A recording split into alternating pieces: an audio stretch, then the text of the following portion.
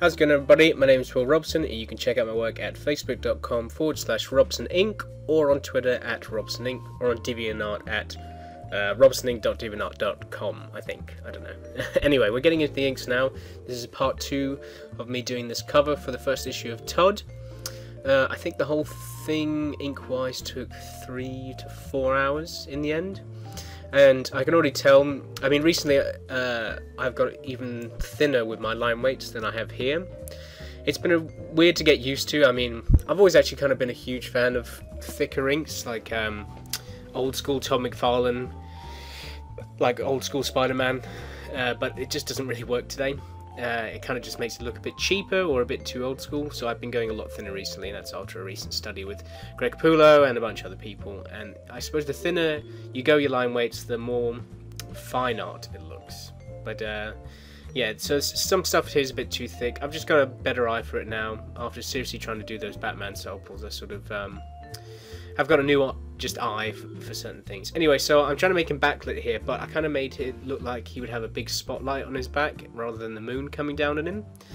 But that's the great thing about art like this, because it's fine. I mean, a good colorist can go in there and really make it look cool with different spotlights and different colors and stuff like that. So now I'm just sort of, what I like to do, cracks, like when I'm putting cracks into tombstones and things, I like to draw the line first, then erase it in random spots, and then sort of create a crack around it. That's like the easiest way to do it.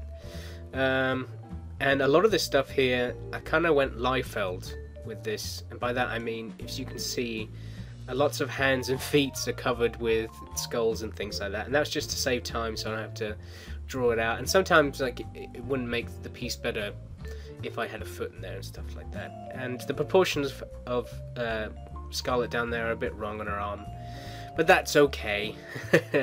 That's fine. So I'm inking away. This is all done in Manga Studio 5. I'm inking with a imported brush from Manga Studio 4. It's just like the way it feels. It's a nice brush. And now I'm sort of doing these skulls that he has on his shoulder.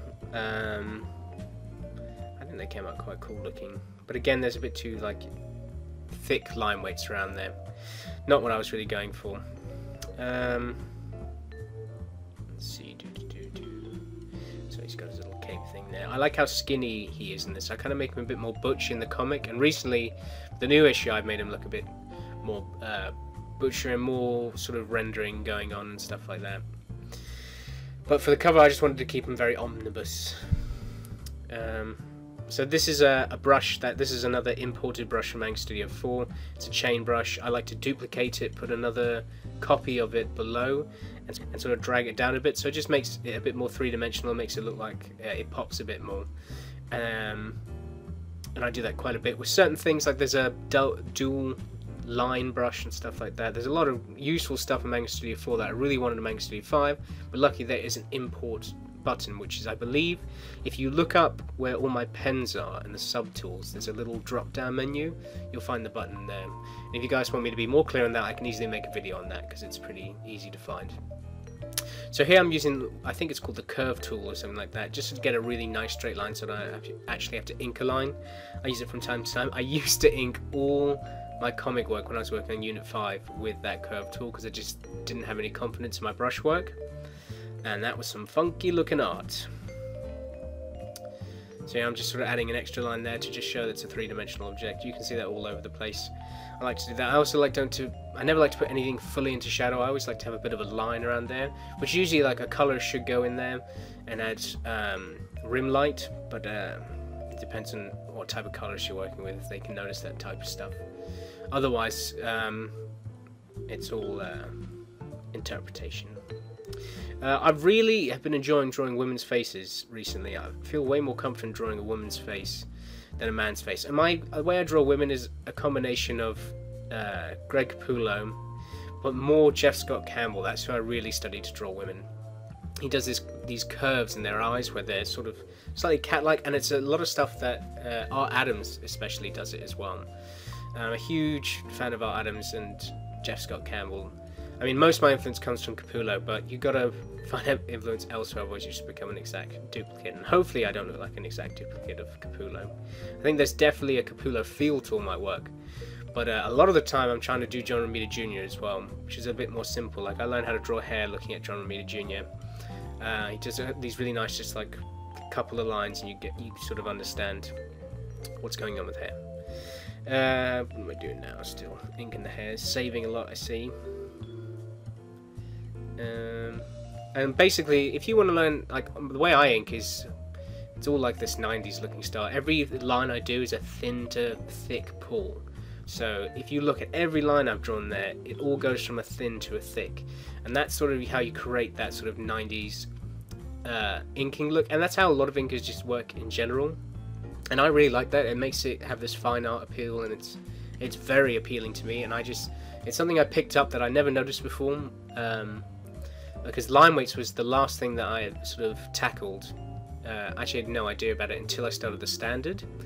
And now I'm getting a lot more confident in it, and it's a tremendous help to your work, more so than spot blacking is line weights. Like, they will change your piece. You instantly get a feel of weight and where the light's coming from, and I can't recommend it enough. I didn't learn it from any book. I sort of just, learned to do every line thick to thin, and you sort of get used to it. And if you just go and open any of your book by Jim Lee, Greg Capullo, Jessica Campbell, Tom McFarlane, if you look at every line that they're doing, it's all like a thin to thick.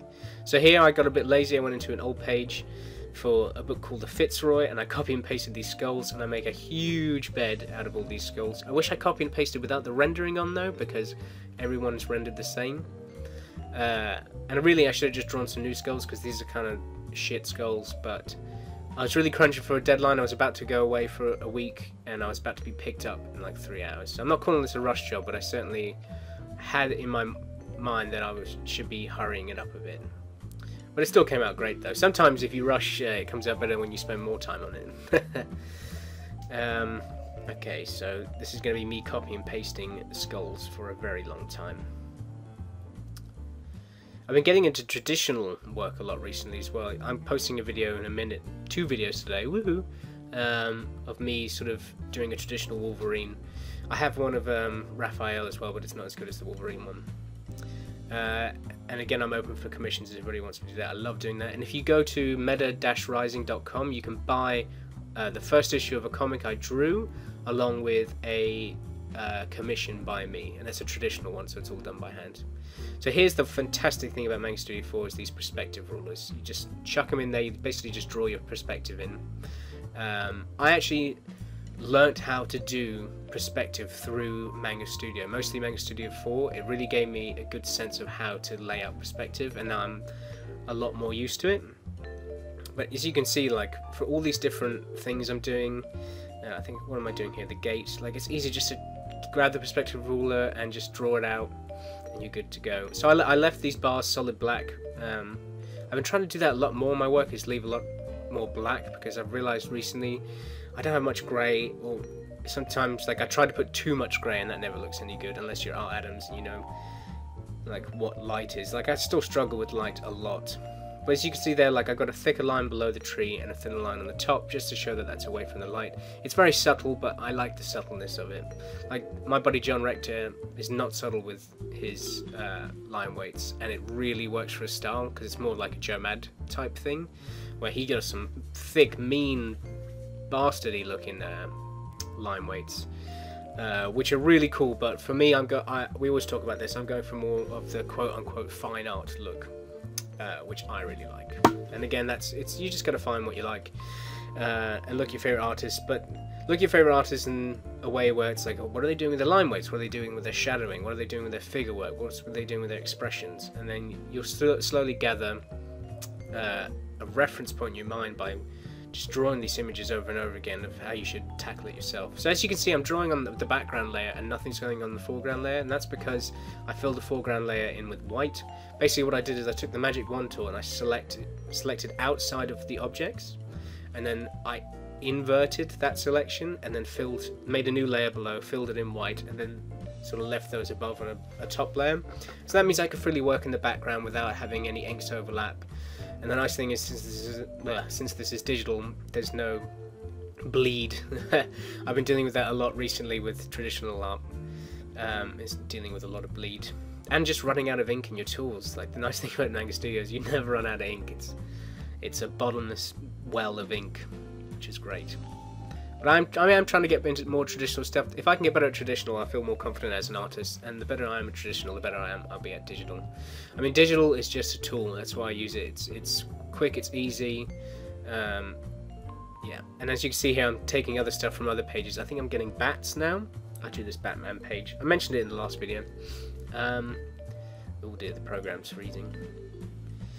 There we go. Boom, a bat. And that's another great thing about digital. Don't have to sit and like draw bats for 20 minutes. I can just go copy paste, put them all in different perspectives, erase around the tree, and there we go. Suddenly I've got a far more interesting image. And I love bats. Like, I mean for art-wise, like, I mean, this is a very horror-esque book. So I have this creepy tree with all these different sort of crinkles and crankles. Those are words. Of the branches, and then you got the bats, and everything just looks sharp, just like his blade. And that's what I was really going for, was like a nice sharp look, because I always find sharper objects sort of trick your mind into seeing more horror, if that makes any sense. And as you can see here, this is a perfect example of how I don't need detailed pencils, because as you can see, like, I'm chucking in the thin to thick line weights on Todd right there, and it's looking great. And you can see the pencils under it do not look great. You can see that the line weights make no sense, and I don't follow those. I mean, my pencils are just a guideline for my inks. Since I can erase my inks at any point, I don't have to worry about getting line weights right. On my traditional stuff, I will try and fully pencil it out with a sense of line weights, because I can't experiment like I can digitally, because there's an undo button in digitally. Traditionally, I cop up, and it sucks. It blows when you mess up traditionally. So I'm just doing some spot blacking on his jacket. I love drawing Todd's jacket. I like drawing Todd. I just like drawing this book. It's a great book. I can't wait for you guys to read it, because it's a really cool story. It's basically about this guy that if he touches anybody, he can see the exact point of when they die, hence time of death. And his name is Todd, so it's a play on words, a double whatever it is. Conundrum. Oh god, I sound so stupid. I can't remember, a double something. Oh, I don't know. You guys know what I'm talking about. I'm trying to think of it right now, but I can't. Anyways, now this is the last stage. I'm just chucking in some render lines. I went too quick on these render lines, but I made some cool textures, I think, on the brick walls. I went very thin as well, because it's in the far background. I just wanted to go for like a more thinner render line look, so that when you sort of zoom out a bit, everything has a nice sense of grey. So you can see I'm sort of pulling those lines into the spot blacks I did on the tree, and then you sort of get this nice sort of fade from grey to black. And that's why doing those thin to thick lines, like, it'll trick your eye into seeing like a thinner point into or trick you into seeing grey, which is really cool. And that's all rendering is. I'm just trying to create a sense of grey on this piece. Basically, if you want to learn how to do rendering, you just draw it around the form that you've drawn. And if you don't know anything about form, pick up any drawing book and study the hell out of it, because it is the most important thing you'll ever learn in art. I mean, you can be a good artist just by, like, if you're a master of form, you're a good artist. Like, most professional artists are just, the form is nuts. And if you know form, it makes shading easier, it makes colouring easier, it makes everything easier. It lets you sort of, you can just see those objects as you're doing them.